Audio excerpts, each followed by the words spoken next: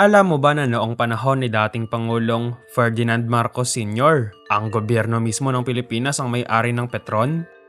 Sa kasalukuyan, kung saan halos linggo-linggo ang pagtaas ng presyo ng gasolina at krudo, muling naging usap-usapan sa social media ang impormasyong ito at umani ng libo-libong reaksyon mula sa mga Pilipino. Marami ang nagulat dahil hindi nila inasahan na dati ay mayroon tayong sariling kumpanya ng langis na kontrolado ng pamahalaan, hindi ng mga pribadong bilyonaryo. Hindi ito simpleng chismis lamang, kundi isang mahalagang usapin tungkol sa kung paano pinamamahalaan ng bansa ang enerhiya noon, kumpara sa nararanasan nating hamon sa mataas na presyo ng mga bilihin ngayon. Kaya ang malaking tanong, kung pag-aari pala natin noon ng Petron, bakit ito naibenta? At nasaan na ang kontrol na sana'y nagsisilbing proteksyon natin laban sa krisis? Kaya naman sa videong ito, ating alamin ang kasaysayan patungkol sa Petron na pagmamay-ari ng gobyerno natin noon, kung sino nga bang sumira at nagbenta nito noon, at kung totoo nga bang si dating Pangulong Ferdinand Marcos Sr. ang bumuo at nagpatayo nito. Sa gitna ng nararanasan nating pandaigdigang oil crisis, madalas nating marinig na wala tayong magagawa dahil nakadepende tayo sa galaw ng presyo ng langis sa buong mundo. Pero kung babalikan ang kasaysayan noong panahon ni Ferdinand Marcos Sr., ang Petron ang kinikilalang pinakamalaking kumpanya ng langis sa Pilipinas. Tinatawag pa nga ito noon na ina ng lahat ng oil companies dahil nagsisilbi itong panangga ng gobyerno upang hindi agad tumaas ang presyo ng transportasyon at pagkain. Dahil hawak ng pamahalaan ang Petron, may kapangyarihan din itong magtakda kung magkano dapat ibenta ang gasolina sa publiko. Hindi tulad ngayon na tila limitado ang nagagawa ng gobyerno habang patuloy ang pagtaas ng presyo mula sa malalaking pribadong kumpanya. May kakayahan noon ang estado na kontrolin ang pagmahal ng krudo upang hindi gaanong mabigatan ang mga ordinaryong manggagawa at mga tsuper. Marami sa mga kabataan at maging ilang nakatatanda ang hindi na nakakaalam na dati ay pag-aari ng publiko ang ganitong uri ng mahahalagang serbisyo. Ang masaklap na bahagi ng kwento ay ang nangyari matapos ang pamumuno ni Ferdinand Marcos Sr. Unti-unting naipasa sa mga pribadong korporasyon ang mga ari-ariang dapat sanay para sa sambayan ng Pilipino.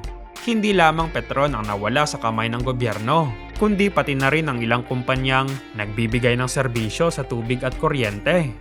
Ito ang tinatawag na privatization, na kung saan ang mga serbisyong dapat ay kontrolado ng ating gobyerno ay napunta sa kamay ng mga pribadong negosyante na ang pangunahing layunin ay kumita.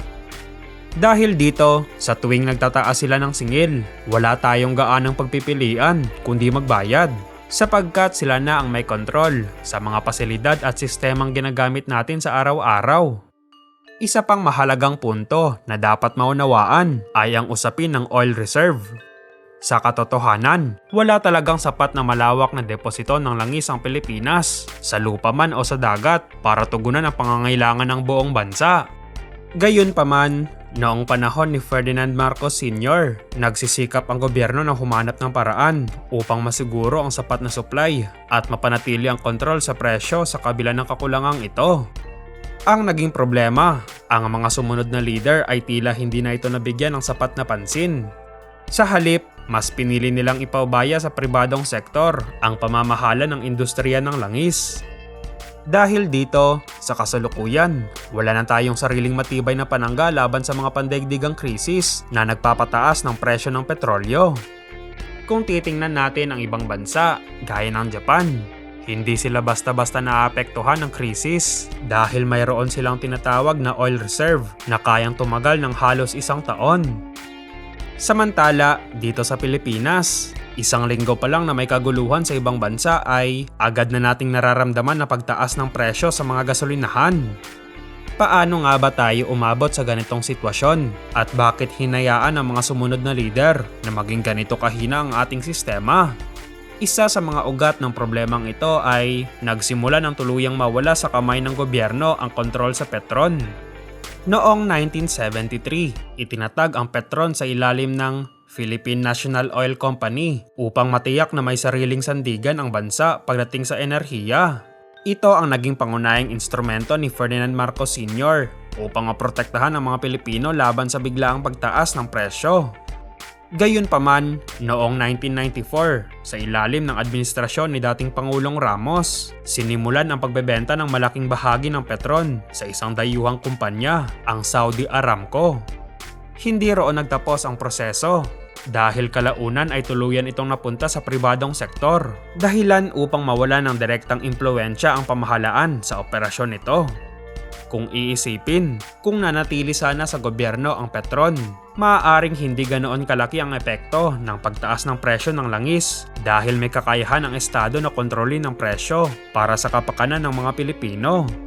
Hindi lamang ito ang nangyari dahil noong 1998 ay ipinasa rin ang Oil Deregulation Law na lalo pang nagbukas sa industriya ng langis sa malayang galaw ng mga pribadong kumpanya.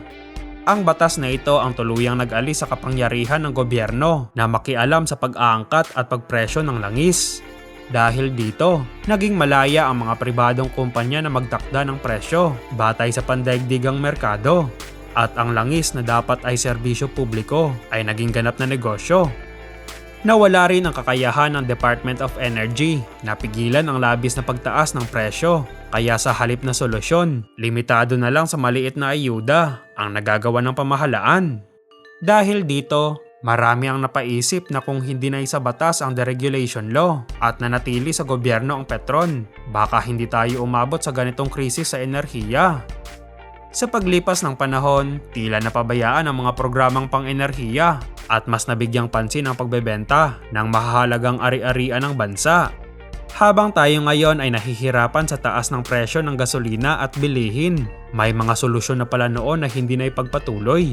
Isa na rito ang Bataan Nuclear Power Plant, isang proyektong inilunsad noong 1970s upang mabawasan ang pagdepende sa langis at mapababa ang singil sa kuryente. Ngunit ang tanong, ano nga ba ang nangyari sa proyektong ito? Pagkatapos ng termino ni Ferdinand Marcos Sr., itinigil ang Bataan Nuclear Power Plant at pinabayaang hindi magamit sa loob ng maraming dekada. Mula sa panahon ni Corazon Aquino hanggang sa mga sumunod na administrasyon, tila naging biktima ito ng politika kahit bilyon-bilyon na ang nagastos dito. Samantala, ang ibang bansa ay patuloy na gumagamit ng nuclear power upang mapanatiling mababa ang presyo ng kuryente habang tayo ay iniwan ng isang pasilidad na maaari sanang makatulong sa ating enerhiya. Dahil dito, napilitan tayong umasa sa coal at oil-based plants na hindi lamang nakakasama sa kalikasan kundi mahal din dahil inaangkat pa mula sa ibang bansa. Ngayong nararanasan natin ang krisis sa enerhiya, saka lang natin nakikita kung gaano kalaki ang nawala dahil sa mga desisyong ito. Kung nanatili sana sa gobyerno ang Petron, kung walang oil deregulation law, at kung naipatupad lang ang Bataan Nuclear Power Plant, maaaring hindi ganito kamahal ang langis at kuryente sa bansa.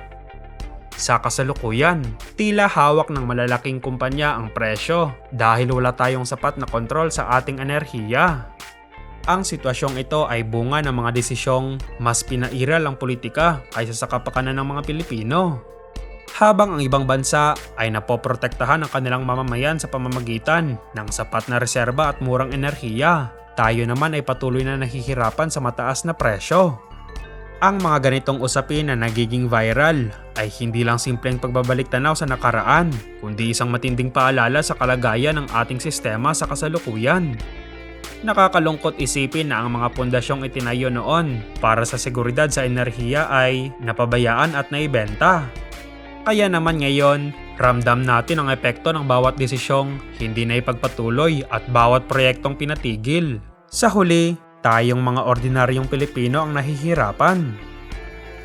Ano naman ang masasabi mo patungkol sa videong ito?